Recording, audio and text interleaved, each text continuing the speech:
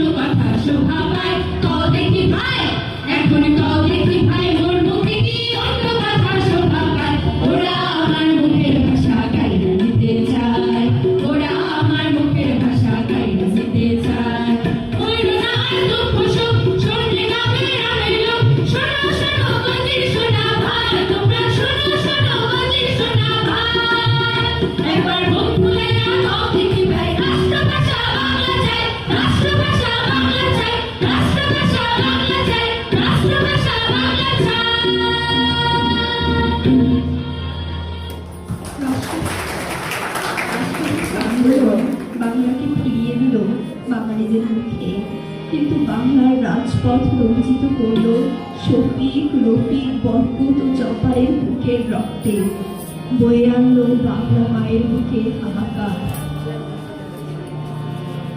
রাষ্ট্রভাষা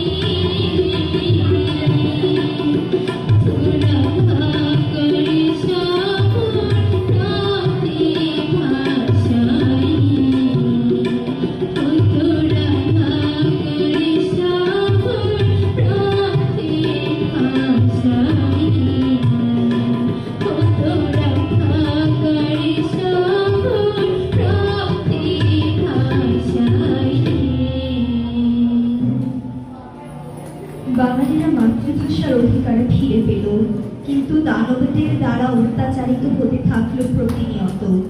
এবং হঠাৎ কাল রাতে অত্যাচারী দানবেরা বয়ে আনলো এক ভয়াবহ অভিশাপ, ধ্বংস করে দিল অসংখ্য বাঙালিদের জীবন।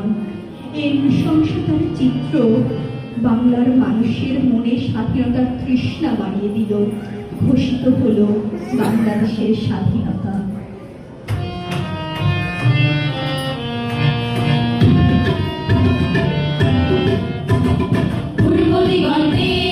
সূর্য উঠেছে, রক্ত লাল,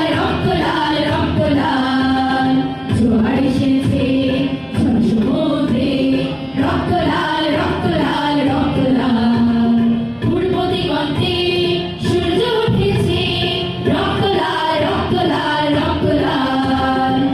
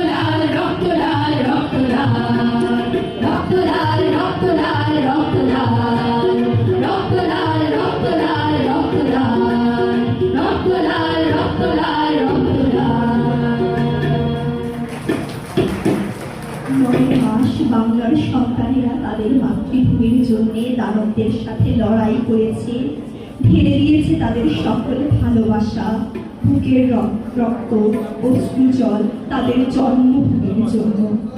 অবশেষে জয় করে নিয়েছে তাদের প্রাণপ্রিয় বাংলাদেশকে। মুক্ত আকাশে উদিত হয়েছে বাংলাদেশের লাল সবুজ পতাকা।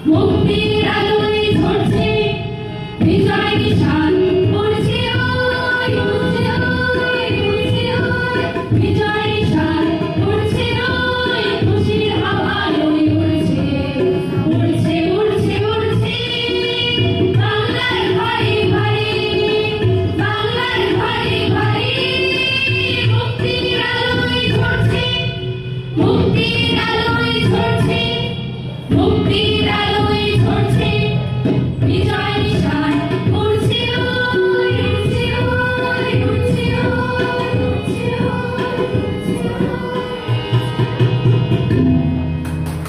পরিকল্পনা এবং পরিচালনায় সাইমা সুলতানা লিজা, ধারাবর্ষ রচনা এবং বর্ণনায় পরিয়ম নিঃস্বাদ।